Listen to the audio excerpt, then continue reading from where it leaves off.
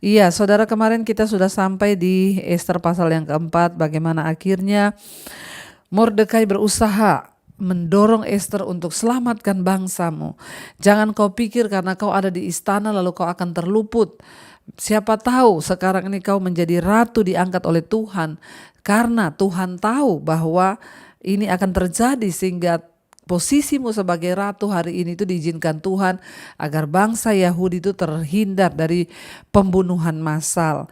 Tadinya Esther berkata terlalu berat bagiku karena apa? Kalau aku menghadap, aku nggak dipanggil, aku bisa mati, nyawaku menjadi taruhan. Tapi Esther adalah seorang yang tidak egois hanya mementingkan nyawanya. Dia juga ya memikirkan kepentingan bangsanya. Lalu dia berpuasa, dia merendahkan diri, dan dia menyuruh untuk semua orang Yahudi yang ada di Susan berpuasa buat dia selama 3 hari 3 malam. Mereka nggak makan, nggak minum, ya, dan Tuhan itu ya sangat-sangat, ya saudara, Tuhan itu sangat-sangat melihat hati kita. Ketika orang berpuasa, merendahkan diri, berkabung di hadapan Tuhan, menangis, meratap, merendahkan diri, maka dia mendengarkan setiap doa-doa kita. Dikatakan di sana, akhirnya kita baca ya Ester pasal yang kelima sekarang. Ya, dikatakan di sana judulnya Ester menghadap raja. Ya, sebenarnya kita tahu ya resikonya sangat berat untuk bertindak ya melawan dari titah raja. Ya, tetapi Allah memang tidak secara khusus disebutkan ya dalam kitab Ester ini, tapi jelas bahwa Mordekai mengharapkan kelepasan ilahi sehingga dia berkata kalaupun kau tidak menolong maka pertolongan ilahi yang lain itu akan datang. Ya, dan kita lihat di sini saudara, akhirnya Ester ya berpuasa, merendahkan diri dengan meminta orang lain juga ikut berpuasa ya. Semua orang-orang Yahudi diminta Ester untuk mendukung dia dalam doa dan berpuasa, memohon pertolongan kepada Allah ya, agar ya Tuhanlah yang menyertai dan Tuhan juga yang menjamah hati raja dan bisa mengubahkan segala keadaan itu saudara. Karena itu kita tahu dari sini kalau ketika kita menghadapi masalah, ya datanglah kepada Tuhan. Menghadaplah kepada Tuhan dalam segala pergumulan, datanglah ya kepada Tuhan. Jangan cari manusia, tapi cari Tuhan saudara ya. Dan selama kita ini mau mengandalkan Tuhan, maka Dia Allah yang pegang kendali. Ya, namun kita melihat memang Tuhan yang akan memutuskan, tapi Mordekai dan Ester juga harus bertindak dengan porsi mereka masing-masing. Kita hanya bisa memahami bagaimana ya Tuhan itu turut bekerja memakai orang-orang juga ya. Pada hal ini ada Mordekai, ada Ester. Allah memilih untuk kita ikut bekerja melalui ya orang-orang yang dipilihnya yang bersedia bertindak bagi Dia.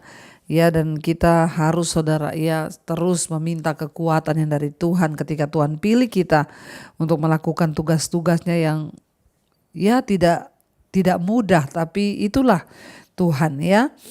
Ester menghadap raja, Ester pasal 5. Pada hari yang ketiga Ester mengenakan pakaian ratu. Lalu berdirilah ia di pelataran dalam istana raja, tepat di depan istana raja. Raja bersemayam di atas tahta kerajaan di dalam istana, berhadapan dengan pintu istana itu. Ketika raja melihat Ester sang ratu berdiri di pelataran, berkenanlah raja kepadanya, sehingga raja mengulurkan tongkat emas yang di tangannya ke arah Ester, lalu mendekatlah Ester dan menyentuh ujung tongkat itu. Ayat 3, tanya raja kepadanya, apa maksudmu hai Ratu Ester, dan apa keinginanmu? Sampai setengah kerajaan sekalipun akan diberikan kepadamu. Wow saudara, karena perkenanan Tuhan lewat doa puasa 3 hari 3 malam, Ester tidak makan, tidak minum, sehingga Tuhan menjamah hati raja. Ketika Ester menghadap, raja mengulurkan tongkat emasnya. Kalau raja tidak mengulurkan tongkat emasnya, maka apa yang akan dialami Ester? Hukuman mati.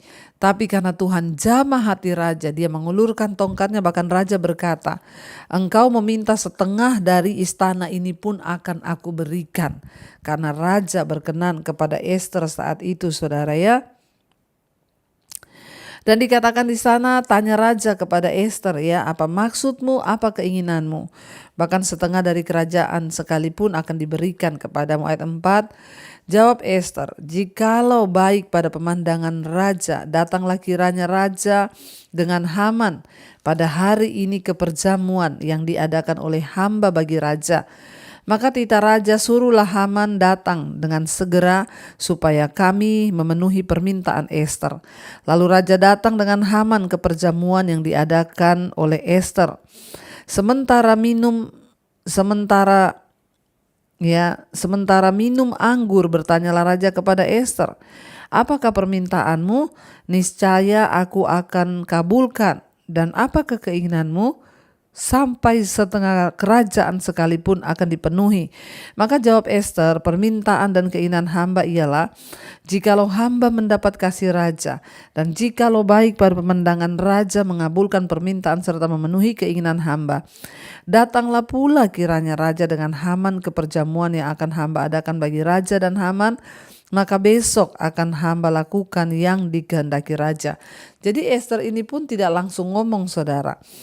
Ya, Ester mengajak permintaannya yang pertama, mengundang raja di perjamuan makan dengan Haman. Karena kita tahu yang keladinya dari semua masalahnya adalah Haman. Karena dia orang sombong, minta dihormati, sehingga dia yang mengeluarkan undang-undang untuk membunuh semua orang Yahudi. Jadi Ester mengundang raja makan bersama dengan Haman. Di pesta itu raja bertanya, apa yang kau mau? Ester bilang lagi, kalau raja berkenan besok raja datang lagi, ada perjamuan yang kedua, saya juga akan mengundang Haman juga di pesta itu. Dan raja juga mengiyakan, ya. Nah, maka Ester bilang kalau raja besok datang maka disitulah hamba akan lakukan, ya, dan kasih tahu apa yang hamba kehendaki. Ayat yang ke-9, kalau kita lihat judul perikopnya di sana adalah Haman menyuruh mendirikan tiang penyulaan untuk Mordekai. Jadi Haman sudah menyusun strategi membuat tiang gantungan yang akan menggantung Mordekai untuk dihukum mati di tiang itu. Ayat 9, pada hari itu keluarlah Haman dengan hati riang dan gembira. Tetapi ketika Haman melihat Mordekai ada di pintu gerbang istana, tidak bangkit dan tidak bergerak menghormati dia, maka sangat panaslah hati Haman kepada Mordekai. Tetapi Haman menahan hatinya, lalu pulanglah ia ke rumahnya dan menyuruh datang sahabat-sahabatnya dari Seres, ya, istrinya. Maka Haman menceritakan kepada mereka itu, ya, besarnya kekayaannya, banyaknya anaknya laki-laki dan segala kebesaran yang diberikan raja kepadanya, serta kenaikan pangkatnya di atas para pembesar dan pegawai raja.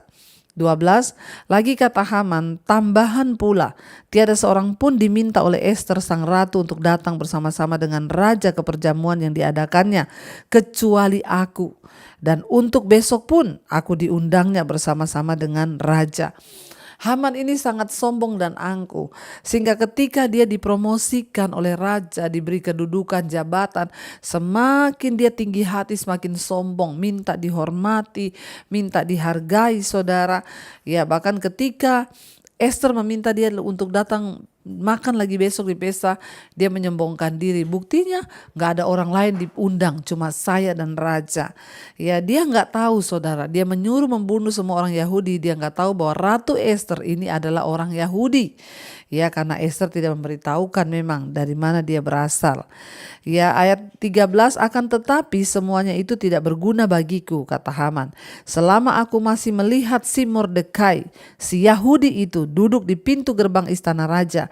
Lalu kata Seres istrinya dan semua sahabatnya kepadanya, suruhlah orang membuat tiang yang tingginya 50 hasta dan persembahkanlah besok pagi kepada raja supaya Mordekai disulakan orang pada tiang itu. Kemudian dapatlah engkau dengan bersukacita pergi bersama-sama dengan raja ke perjamuan itu. Hal itu dipandang baik oleh Haman. Lalu ia menyuruh membuat tiang itu.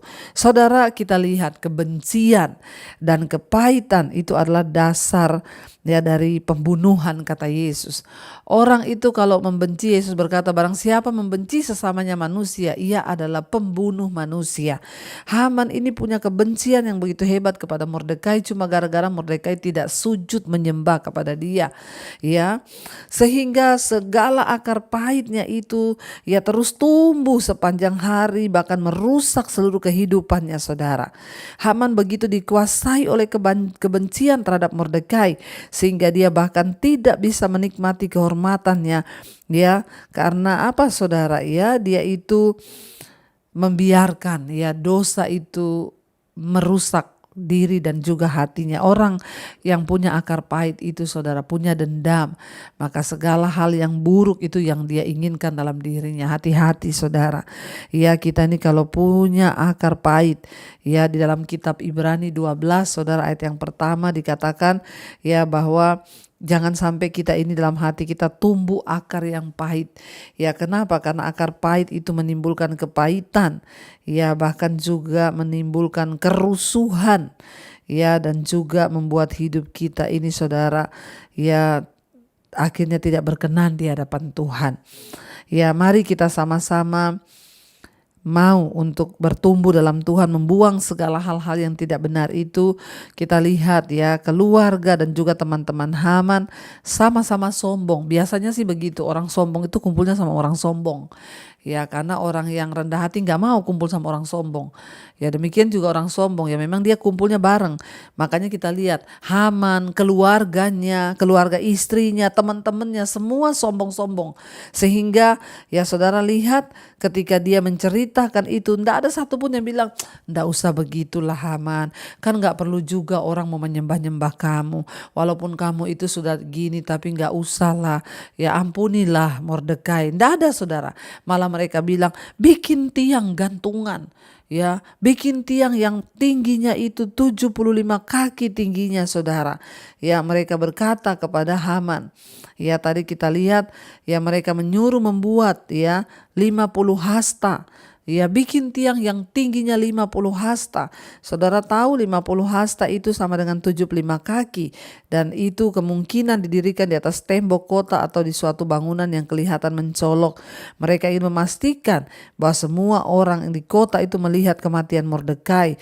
Dan itu akan diingatkan tentang konsekuensinya kalau tidak mau menyembah kepada Haman. Ya, ironisnya ya kita akan lihat besok siapa yang akan mati tergantung apakah Mordekai, ya, tapi kita tahu sejahat-jahatnya orang sombong merancangkan kejahatan terhadap orang benar, maka Tuhan pasti akan membela orang benar. Jangan sombong, jangan pahit, iri hati, sakit hati, buang semua itu supaya hidup kita lebih berkenan di hadapan Tuhan. Kita tundukkan kepala, saudara, kita akan berdoa. Terima kasih Bapa, kami bersyukur firman Tuhan mengingatkan kami untuk kami boleh sungguh-sungguh hidup dalam takut akan Tuhan, meninggalkan segala dosa, dan sungguh-sungguh hidup untuk menyenangkan hati-Mu. Ampuni kalau ada kesombongan-kesombongan dalam hati kami, dalam hidup kami yang sering kami tidak sadari. Ampuni kami Tuhan, buang semua sifat sombong itu karena Tuhan tidak mau kami sombong. Ampuni kami Bapa yang minta dihormati, minta dihargai. Ampuni kami Tuhan, bawa kami dalam kerendahan hati senantiasa untuk hidup kami ini boleh sungguh-sungguh berkenan di mata Tuhan. Ampuni kalau kami juga ada kepahitan, amarah kepada orang lain. Ampuni ketika kami diperlakukan tidak adil, seringkali kami merasa dirugikan atau apapun itu adalah kesombongan. Ajar kami buang semua itu. Tuhan, kami berdoa untuk setiap anak-anak-Mu, hamba berdoa yang setia ikut mesbah doa. Tuhan menjadi penolong, penopang apapun masalah persoalan mereka dalam keuangan, masalah dalam kesehatan, dalam keluarga, dalam apapun. Tuhan, biar Engkau menjadi jawaban. Tuhan, tolong setiap kami, pegang tangan kami agar hidup kami boleh sungguh-sungguh menjadikan Tuhan sebagai Tuhan dan Juru Selamat di hidup kami. Berkati setiap anak-anak-Mu yang sedang dalam pergumulan yang berat. Tuhan, menjadi penopang dan penolong agar setiap kami boleh sungguh-sungguh dimenangkan bagi Engkau saja. Terima kasih Bapa, berkati bangsa dan negara kami Indonesia. Lawatan Tuhan tercurah bagi bangsa ini. Roh takut akan Tuhan ada di atas kepemerintahan bangsa kami, para pejabat-pejabat, mulai dari Presiden Jokowi, wakil, seluruh jajaran yang ada. Tuhan pegang kendali atas Indonesia. Biarlah Indonesia semakin dipulihkan oleh Tuhan. Orang-orang yang takut Tuhan ada di kursi-kursi pemerintahan. Berkati juga Bapa, agar terjadi hujan pertobatan di Indonesia, orang bertobat meninggalkan dosa kembali pada Tuhan. Berkati semua bangsa-bangsa di 5 benua, Asia, Afrika, Amerika, Eropa, Australia. Lawatan Tuhan tercurah bagi bangsa kami dan semua bangsa-bangsa lain. Menjelang pilkada ini Tuhan juga memberkati bangsa Indonesia, kedamaian, ketentraman tercurah bagi bangsa kami. Terima kasih Bapa, kami datang menyerahkan seluruh hidup kami, roh, jiwa dan tubuh kami. Biarlah terus terpelihara, tidak bercacat celah sampai pada kedatangan Tuhan kali yang kedua. Hidup kami terus memuliakan nama Tuhan.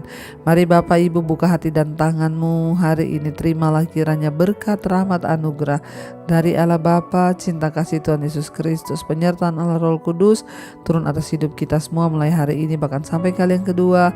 Tuhan Yesus datang menjemput kita, nama kita tercatat dalam kitab kehidupan. Dalam nama Tuhan Yesus yang percaya diberkati, katakan bersama, amin, amin, amin. Tuhan Yesus memberkati saudara. Shalom dan Immanuel. Kau yang pegang